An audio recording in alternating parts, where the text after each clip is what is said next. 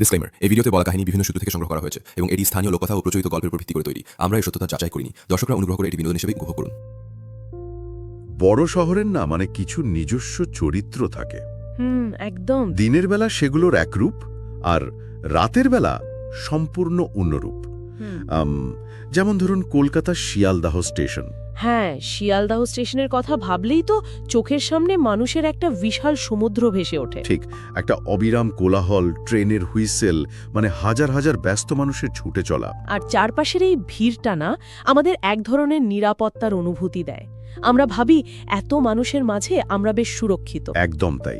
কিন্তু একটু ভাবুন তো, রাত যখন বাড়ে, চেনা দৃশ্যপট কিন্তু পুরোটাই পাল্টাতে শুরু করে। ঠিক তো, রাত প্রায় 12টা, সেই চিরকাল জেগে থাকা স্টেশন চত্বর হঠাৎ করেই যেন শ্মশানের মতো নিস্তব্ধ হয়ে গেছে। ওরে বাবা! চারপাশের চেনা পৃথিবীটা যখন এক লহমায় অচেনা হয়ে ওঠে, তখন পরিবেশটা কতটা ভারী আর কতটা ভীতিকর মনে হতে পারে। খুব ভয়ঙ্কর। আজকের এই গভীর আলোচনায় আমাদের কাছে রয়েছে ঠিক এমনই এক হাড়হিম করা রাতের ঘটনা। হ্যাঁ, একটি অত্যন্ত ব্যক্তিগত এবং ভয়ঙ্কর অভিজ্ঞতার লিখিত বিবরণ। আজকের মিশন হল শুধু এই গাছমসমে গল্পটা শোনা নয়, বরং এর পড়তে পড়তে লুকিয়ে থাকা রহস্যগুলো উদ্ঘাটন করা, রাতের অন্ধকারের সেই অশুভ উপস্থিতিটার পেছনের বিজ্ঞান আর মনস্তত্ত্ব বিশ্লেষণ করা। আর এই বিশ্লেষণের সবচেয়ে গুরুত্বপূর্ণ দিক হল মানুষের মনের ওই নিরাপত্তার ভ্রম বা ইলিউশন অফ সেফটি, সেটা কিভাবে ধাপে ধাপে ভেঙে পড়ে সেটাই আজ আমরা বুঝব। একদম। আসলে নিস্তব্ধতার একটা নিজস্ব মনস্তাত্ত্বিক চাপ আছে। চারপাশের এই শূন্যতা মানুষের মনকে ভেতর থেকে দুর্বল করে দেয়। আর ঠিক সেই দুর্বল মুহূর্তেই শুরু হয় আসল খেলা, তাই না? ঠিক তাই। তাহলে সোর্সের বিবরণ ধরে ঘটনার একেবারে ভেতরে যাওয়া যাক। রাত তখন প্রায় 12টা, শিয়ালদহ স্টেশন থেকে বাড়ির পথ। দিনের বেলা সেই চীনা ব্যস্ততার নেই, চারপাশ প্রায় ফাঁকা। দূরে হয়তো কয়েকজন ক্লান্ত মানুষ বসে আছে, আর এদিক ওদিক ঘুরে বেড়াচ্ছে কয়েকটা ভবঘুরে কুকুর। এই পরিবেশটা না একটা অদ্ভুত বিচ্ছিন্নতা তৈরি করে। হ্যাঁ, নিজের পায়ের আওয়াজও বুকে এসে বাজে তখন। দিনের আলোতে যে জায়গাটা নিরাপদ মনে হয়, রাতের অন্ধকারে সেটাই একটা বিশাল শূন্য গোলকধাঁধা হয়ে ওঠে। আমাদের মস্তিষ্ক তো ভিড় বা কোলাহলকে নিরাপত্তার সমার্থক হিসেবে দেখে। ঠিক। কিন্তু যখন সেই ভিড় গায়েব হয়ে যায়, প্রথম নিরাপত্তার বিভ্রমটা সেখানেই ভেঙে পড়ে। আর ঠিক এই শূন্যতা থেকে বাঁচার জন্যই স্টেশনের বাইরে এসে একটা শর্টকাট রাস্তা বেছে নেওয়া হয়। হ্যাঁ, যেটা আমরা অনেকেই করি। আমরা সবাই তো জীবনে কখনো না কখনো তাড়াতাড়ি পৌঁছানোর জন্য নির্জন শর্টকাট নিয়েছি। মনে হয় বড় রাস্তার ওই নিস্তব্ধতার চেয়ে গলি দিয়ে গেলে তাড়াতাড়ি তো বাড়ি পৌঁছানো যাবে। কিন্তু আমরা প্রায়শই ভুলে যাই যে শর্টকাট রাস্তার একটা নিজস্ব চরিত্র আছে। বড় রাস্তার আলো ছেড়ে যখন ছোট অন্ধকার গলিতে পা রাখা হয়, তখন আসলে চেনা জগতের শেষ সুরক্ষা বলয়টুকু থেকেও বেরিয়ে আসা হয়। একদম। বিপদ ঠিক তখনই সামনে এসে দাঁড়ায়। সোর্সের বিবরণ অনুযায়ী এই নির্জন রাস্তা ধরে হাঁটতে হাঁটতে হঠাৎ একটা অদ্ভুত দৃশ্য চোখে পড়ে। কি রকম? একটু দূরে ঠিক সামনের অন্ধকারে একটা লোক দাঁড়িয়ে আছে। মুখটা একেবারেই স্পষ্ট নয়, শুধু একটা কালো অবয়ব। এটা খুব গুরুত্বপূর্ণ একটা মুহূর্ত। অন্ধকারে দাঁড়িয়ে থাকা একটা অচেনা মুখহীন অবয়ব মস্তিষ্কে সরাসরি সবচেয়ে আদিম বিপদের সংকেত পাঠায়। কারণ মুখ দেখতে না পেলে তো উদ্দেশ্য বোঝা যায় না, তাই না? একদম ঠিক। আর ঠিক পাশ দিয়ে যাওয়ার সময় সেই ছায়ামূর্তি হঠাৎ কথা বলে ওঠে। লোকটা খুব ধীরে বলে, এই পথে যেও না। বাপরে! স্বাভাবিকভাবেই একটা চমক লাগে। সোর্সে বলা হয়েছে, জিজ্ঞেস করা হয়, কেন, কি হয়েছে? তারপর লোকটা কিছুক্ষণ চুপ করে থাকে, তারপর আবার বলে, এই রাস্তা ভালো না, ফিরে যাও। জানেন তো, এখানে সবচেয়ে ভয়ের ব্যাপারটা কিন্তু লোকটার উপস্থিতি নয়। তাহলে ভয়ের আসল কারণ হলো তার গলার স্বর। সোর্সে খুব স্পষ্টভাবে বলা হয়েছে যে লোকটার গলার স্বর ছিল বরফের মতো ঠান্ডা আর একদম আবেগহীন। কিন্তু একটু থামুন, একজন মানুষ তো রাতে ক্লান্ত থাকতে পারে বা অসুস্থ থাকতে পারে। গলায় আবেগ না থাকাটা এত বড় বিপদের সংকেত হবে কেন? কারণ মানুষের মস্তিষ্ক শব্দের সূক্ষ্ম তারতম্য খুব ভালো ধরতে পারে। কেউ যখন বিপদের কথা বলে, সতর্ক করে, তার গলায় একটা স্বাভাবিক উদ্বেগ থাকে। হ্যাঁ, ওদিকে যাবেন না, বিপদ আছে, এরকম একটা ব্যাপার। ঠিক। কিন্তু গলার স্বর যখন একেবারে সমতল হয়, কোনো ওঠানামা থাকে না, তখন অবচেতন মন বুঝতে পারে যে এই সতর্ক বার্তার পেছনে কোনো মানবিক সত্তা নেই। ওরে বাবা, এটা কি ওই আনক্যানি ভ্যালি এফেক্টের মতো কিছু, যেখানে কোনো কিছু দেখতে বা শুনতে মানুষের মতো হলেও ঠিক মানুষ নয়, আর সেটাই সবচেয়ে বেশি ভয় ধরায়? একদম নিখুঁত পয়েন্ট ধরেছেন। এটা আনক্যানি ভ্যালি এফেক্টের একটা শ্রুতিগত রূপ। এটাকে অনেকটা অ্যালার্ম ঘড়ি বাজার সাথে তুলনা করা যেতে পারে। আচ্ছা। অ্যালার্মের শব্দ আমাদের বিরক্ত করে, ঘুম ভাঙায়। কিন্তু ধরুন একদিন সকালে সেই চেনা অ্যালার্মের শব্দটা হঠাৎ বিগড়ে গিয়ে একটানা বিকৃত অমানবিক আওয়াজ করতে শুরু করলো। হ্যাঁ, তখন তো মারাত্মক ভয় লাগবে। ঠিক তাই। বিরক্তির বদলে চরম ভয় তৈরি হবে, কারণ এটা স্বাভাবিক নিয়মের বাইরে। ঠিক একইভাবে এই আবেগহীন কণ্ঠস্বর মানুষের মস্তিষ্কে একটা প্রিডেটরি মিমিক্রি বা শিকারীর ছদ্মবেশের সংকেত দেয়। মানে মস্তিষ্ক চিৎকার করে বলে ওঠে, এটা মানুষ নয়, মানুষের গলা নকল করছে মাত্র। একদম। কিন্তু মানুষের মন তো সহজে পরাস্ত মানতে চায় না। সোর্সের বর্ণনায় দেখি, প্রথমটায় এই ঘটনাটাকে যুক্তি দিয়ে ঢাকার চেষ্টা করা হয়। মনে করা হয় লোকটা হয়তো কোনো পাগল বা মাতাল। এটা খুব স্বাভাবিক প্রতিক্রিয়া। এই ভেবে তাকে এড়িয়ে সামনের দিকে এগিয়ে যাওয়ার সিদ্ধান্ত নেওয়া হয়। হ্যাঁ, আমরা সবসময় একটা লজিক্যাল বা যৌক্তিক ব্যাখ্যা খুঁজি। মস্তিষ্ক নিজেকে শান্ত করার জন্য বলে ও কিছু না, মাতাল হবে। এটা একটা ক্লাসিক ডিফেন্স মেকানিজম বা আত্মরক্ষার কৌশল। কিন্তু এই জায়গাটা আমার একটা বড় প্রশ্ন আছে। মস্তিষ্ক কেন এই মিথ্যে সান্ত্বনা দেবে? বিপদের সময় তো আমাদের মস্তিষ্কের উচিত আমাদের আরো বেশি সতর্ক করা, ফোকাসড করা। হ্যাঁ, নিজেকে এরকম বোকা বানানোর তো কোনো মানে হয় না, তাই না? খুব লজিক্যাল প্রশ্ন। এর কারণ হলো কগনিটিভ ওভারলোড বা মানসিক চাপ বহনের ক্ষমতা। যখন চারপাশের পরিস্থিতি মস্তিষ্কের প্রসেস করার ক্ষমতার চেয়ে বেশি ভয়ঙ্কর হয়ে ওঠে, আচ্ছা, তখন মস্তিষ্ক সাময়িকভাবে বাস্তবতাকে অস্বীকার করে। এটা বাঁচার জন্য সময় কেনা। মস্তিষ্ক চায় না শরীর প্যানিক অ্যাটাকে অকেজো হয়ে পড়ুক, তাই সে একটা পরিচিত কম ক্ষতিকর লজিক দাঁড় করায়। লোকটা মাতাল। বুঝতে পারলাম। এটা হলো আমাদের দ্বিতীয় নিরাপত্তার বিভ্রম, লজিক বা যুক্তি। কিন্তু এই যৌক্তিক ব্যাখ্যার দেয়ালটা খুব বেশিক্ষণ টেকে না। না, ঠেকার কথাও নয়। কয়েক কদম যাওয়ার পরই সেই ঠান্ডা গলার স্বরের অস্বাভাবিকতাটা যেন হঠাৎ করে আবার মাথায় আঘাত করে। একটা সন্দেহ দানা বাঁধে।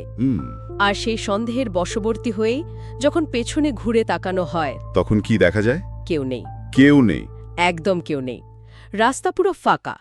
শুধু তাই নয়, আশেপাশে লুকিয়ে থাকার মতো কোনো জায়গাও নেই। চোখের সামনে থেকে একটা আস্ত মানুষ হাওয়ায় মিলিয়ে গেল। অবিশ্বাস্য। এত দ্রুত একটা মানুষ কোথায় মিলিয়ে যেতে পারে? এখানেই যুক্তির সম্পূর্ণ পতন ঘটে। যে লজিক দিয়ে মস্তিষ্ক এতক্ষণ নিজেকে শান্ত রাখছিল, সেটা তাসের ঘরের মতো ভেঙে পড়ে। কারণ এটা তো পদার্থবিদ্যার নিয়মের বাইরে। একটা মানুষের ভর আছে, আয়তন আছে, সে চাইলেই শূন্যে মিলিয়ে যেতে পারে না। ঠিক। এটাকে সাইকোলজিতে অবজেক্ট পার্মানেন্স ফেলিয়ারের চরম পর্যায়ে বলা যেতে পারে। মানে আমরা জানি ভৌত জগৎ কিভাবে কাজ করে, কিন্তু চোখের পলকে গায়েব হয়ে যাওয়াটা আমাদের এই চেনা জগতের ফিজিক্যাল নিয়মগুলোকে সরাসরি অস্বীকার করে। যখন বাস্তবতার নিয়মগুলো চোখের সামনে ভেঙে পড়ে, তখন মস্তিষ্কের কাছে আর কোনো ব্যাখ্যা থাকে না। আর ব্যাখ্যার এই শূন্যতা থেকেই জন্ম নেয় চরম আদিম আতঙ্ক। আমরা বুঝতে পারি আমরা এমন কিছুর সামনে দাঁড়িয়ে আছি যা আমাদের নিয়ন্ত্রণের অনেক বাইরে। শারীরিক উপস্থিতি যখন এভাবে গায়েব হয়ে যায়, চারপাশের বাতাসটা যেন আরও ভারী হয়ে ওঠে। কিন্তু এরপর যা ঘটে সেটা ভয়ের মাত্রাকে এমন একটা স্তরে নিয়ে যায় যা কল্পনা করাও কঠিন। আচ্ছা। কারণ এরপর সেই অজানা শক্তি আমাদের সবচেয়ে সুরক্ষিত, মানে সবচেয়ে ব্যক্তিগত জায়গায় আঘাত করে। ডিজিটাল জগৎ। হ্যাঁ, ঠিক সেই ফাঁকা রাস্তায় ভয়ে জমে থাকার মুহূর্তে পকেটে থাকা ফোনটা হঠাৎ বেজে ওঠে। একটা মেসেজ আসে। মেসেজটা এক পরিচিত বন্ধুর। কি লেখা ছিল তাতে? তাতে লেখা, তুই এখনো ওই রাস্তা দিয়ে যাচ্ছিস, ওই রাস্তা দিয়ে আজকে যাস না। এটা ভয়ঙ্কর, মানে আক্ষরিক অর্থেই ভয়ঙ্কর। এটা পুরো ঘটনার সবচেয়ে চমকে দেওয়ার মুহূর্ত। কারণ সোর্সে পরিষ্কার বলা আছে, সেই রাতে কোন রাস্তা দিয়ে বাড়ি ফেরা হচ্ছে তা ঘুণাক্ষরেও কাউকে বলা হয়নি। তাই নাকি? তাহলে সেই বন্ধু জানল কি করে? আর কেনই বা সে ঠিক একই কথা বলল যা একটু আগে ওই অবয়বটা বলেছিল? এখানেই ভয়টা তার রূপ পরিবর্তন করে। আদিম ভয় থেকে এটা আধুনিক ভয় পরিণত হয়। একটু বুঝিয়ে বলবেন, আধুনিক ভয় বলতে ঠিক কি বোঝাচ্ছেন? যখন আমরা কোনো ভৌতিক বা অস্বাভাবিক কিছুর কথা ভাবি, আমরা সাধারণত ভাবি সেটা পুরনো কোনো বাড়িতে, অন্ধকার রাস্তায় বা জঙ্গলে সীমাবদ্ধ। হ্যাঁ, মানে ফিজিক্যাল একটা জায়গায়। কিন্তু ফোন, মোবাইল ফোন হলো আমাদের একান্ত ব্যক্তিগত একটা যন্ত্র। এটা আমাদের বাইরের চেনা দুনিয়া, পরিবার, বন্ধুদের সাথে যুক্ত রাখে। এটা আমাদের কাছে একটা ডিজিটাল সেফ স্পেস। একদম। ডিজিটাল প্রাইভেসি ভেঙে যখন কোনো অজানা শক্তি সেখানে মেসেজ পাঠায়, তখন তার সোজা অর্থ হলো সে শুধু রাস্তাতেই নেই, সে সব দেখছে। তার মানে আমাদের তৃতীয় নিরাপত্তার বিভ্রম মানে টেকনোলজি সেটাও ভেঙে গেল। আমরা ভাবি ফোন হাতে থাকলে অন্তত কাউকে কল করে সাহায্য চাওয়া যাবে, হ্যাঁ, কিন্তু সেই মাধ্যমটাই যদি হ্যাক হয়ে যায়। ঠিক তাই। পালানোর আর কোনো জায়গা নেই। টেকনোলজির এই অপ্রত্যাশিত ব্যবহার মানুষের মনে চরম অসহায়তার জন্ম দেয়। অচেনা শক্তি শুধু আপনার চারপাশের অন্ধকারের মধ্যেই নেই, সে পকেটে থাকা যন্ত্রটার ভেতরেও ঢুকে পড়েছে। বাপরে। ডিজিটাল স্পেসে এই অনুপ্রবেশ বুঝিয়ে দেয় যে শিকার সম্পূর্ণভাবে শিকারীর জালে আটকে পড়েছে। মেসেজটা পড়ার পর বুকের ভেতরটা যে কেমন ধক করে ওঠে সেটা খুব সহজেই অনুভব করা যায়। এই অবস্থায় পেছনের দিকে একবার না তাকিয়ে কি আর উপায় আছে? না, মানুষের তো প্রবৃত্তি পেছনের দিকে তাকানো। আর সেখানেই অপেক্ষা করছে এই রাতের শেষ চমক। চরম আতঙ্ক। আবার পেছনে তাকানো হলো, আর এবার চোখের সামনে যা ভেসে ওঠে, সোর্সের ভাষায় বলতে গেলে হাত পা ঠান্ডায় জমে যাওয়ার মতো দৃশ্য। দূরে সেই একই লোকটা দাঁড়িয়ে আছে। ওরে বাবা! কিন্তু এবার সে আর চুপ করে দাঁড়িয়ে নেই। সে ধীরে ধীরে, খুব ধীরে ধীরে সামনের দিকে হাঁটছে। এই ধীরগতির তাড়া, এটা যে কোনো ভয়ের অভিজ্ঞতার সবচেয়ে ভয়াবহ মনস্তাত্ত্বিক দিক। কিন্তু আমার এখানেও একটা খটকা লাগছে। লোকটা তো ছুটে আসছিল না, খুব ধীরে ধীরে হাঁটছিল। তাহলে এত ভয় কেন? কেউ ধীরে হাঁটলে তো ঘুরে দাঁড়িয়ে এক ছুটে অনায়াসেই পালিয়ে যাওয়া যায়। এই পরিস্থিতিটাকে আমার বরঞ্চ একটা ভয়ঙ্কর দুঃস্বপ্নের মতো মনে হচ্ছে। হ্যাঁ, স্বপ্নে যেমন হয় না, বিপদ ধীর পায়ে এগিয়ে আসছে, কিন্তু আমরা কিছুতেই দ্রুত দৌড়াতে পারি না। পা দুটো যেন মাটিতে আঠার মতো আটকে গেছে। খুব সুন্দর একটা অ্যানালজি দিয়েছেন আপনি। এটা ঠিক দুঃস্বপ্নের মতোই। এর পেছনে একটা সলিড বায়োলজিক্যাল ব্যাখ্যা আছে। আচ্ছা। সোর্সে যে বলা হয়েছে হাত পা ঠান্ডা হয়ে গেল, এটা হলো চরম আতঙ্কের একেবারে খাঁটি শারীরিক প্রতিক্রিয়া, যাকে বলা হয় টনিক ইমোবিলিটি। টনিক ইমোবিলিটি মানে শরীর জমে যাওয়া। হ্যাঁ, যখন হঠাৎ করে কোনো বিপদ সামনে আসে, তখন মানুষের শরীরে ফাইট অর ফ্লাইট বা লড়া অথবা পালানোর রেসপন্স কাজ করে। একটা দ্রুত আক্রমণ হলে রক্তে প্রচুর অ্যাড্রেনালিন মেশে, যেটা পালানোর এনার্জি দেয়। ঠিক। কিন্তু বিপদ যখন ধীরে ধীরে আসে, তখন মস্তিষ্কে কগনিটিভ ওভারলোড হয়। মানে মস্তিষ্ক বুঝতে পারে না কি করবে। একদম। মস্তিষ্ক তখন হাজারটা অসম্ভব পালানোর পথ হিসেব করতে শুরু করে এবং ব্যর্থ হয়। এই ধীর পায়ে এগিয়ে আসাটা একটা অদ্ভুত মনস্তাত্ত্বিক অত্যাচার। এটা যেন বুঝিয়ে দেয় যে শিকারের পালানোর কোনো পথ নেই। শিকারী জানে সে ঠিক ধরে ফেলবে, তার কোনো তাড়াহুড়ো নেই। এই অনিবার্যতা মানুষকে ভেতর থেকে পক্ষাঘাতগ্রস্ত করে দেয়। আর ঠিক এই পক্ষাঘাতগ্রস্ত অবস্থাটা কাটিয়ে ওঠার একটাই উপায় থাকে। সোর্সে আমরা দেখি, আর এক সেকেন্ডও সেখানে না দাঁড়িয়ে, পেছনের দিকে আর না তাকিয়ে অন্য রাস্তা ধরে অন্ধের মতো দৌড়ে পালিয়ে যাওয়া। হ্যাঁ, কোনো যুক্তি নয়, কোনো চিন্তা নয়, শুধু একটা আদিম বেঁচে ফেরার তাগিদ। হ্যাঁ, চরম মুহূর্তে ওই আদিম প্রবৃত্তিটাই মানুষকে বাঁচায়। সেই রাতের মতো তো প্রাণ নিয়ে ফেরা গেল। রাতের অন্ধকার পেছনে ফেলে নিজের নিরাপদ ঘরে পৌঁছানো সম্ভব হলো। কিন্তু গল্পটা এখানেই শেষ নয়। আসল চমক তো এখনো বাকি। পরের দিন সকালে যখন সেই বন্ধুকে মেসেজের কথা জিজ্ঞেস করা হয়, তখন বন্ধু পরিষ্কার জানিয়ে দেয় যে সে রাতে কোনো মেসেজই পাঠায়নি। এর মানে হলো বাস্তবতার শেষ সুতোটাও ছিঁড়ে গেল। ডিজিটাল দুনিয়ার সেই অনুপ্রবেশটা কোনো মানুষের কাজ ছিল না। রহস্যটা আজও অমীমাংসিত রয়ে গেছে। সেদিন রাতে শিয়ালদহ স্টেশনের পেছনের ওই নির্জন রাস্তায় আসলে কাকে দেখা গিয়েছিল?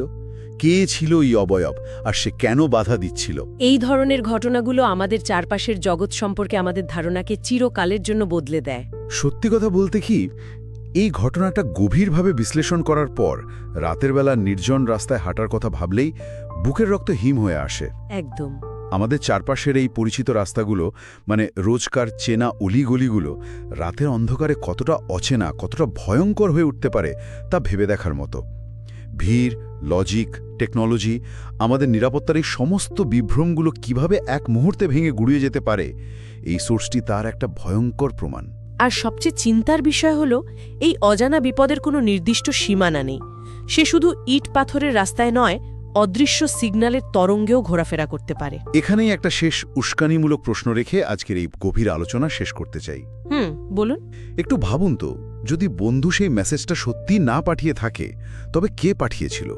আমরা সবসময় ভাবি ভূত বা অশুভ শক্তি পুরনো গাছতলায়, ভাঙা বাড়িতে বা অন্ধকার রাস্তার মোড়ে দাঁড়িয়ে থাকে, কিন্তু হতে পারে সেই রাতের অন্ধকারের সত্তা শুধু ওই রাস্তাতেই সীমাবদ্ধ ছিল না। হ্যাঁ, সে হয়তো আমাদের ডিজিটাল যোগাযোগের মাধ্যমগুলোর ভেতরেও প্রবেশ করার ক্ষমতা রাখে। এবার থেকে রাতের অন্ধকারে একা ঘরে বসে থাকার সময় বা নির্জন রাস্তা দিয়ে হাঁটার সময় যখন পকেটে থাকা ফোনটায় হঠাৎ করে একটা নোটিফিকেশন বেজে উঠবে, একবার ভেবে দেখবেন স্ক্রিনে ভেসে ওঠার নামটা কি সত্যিই পরিচিত কারো, নাকি ওই অন্ধকারের ওপার থেকে অন্য কেউ মেসেজ পাঠাচ্ছে।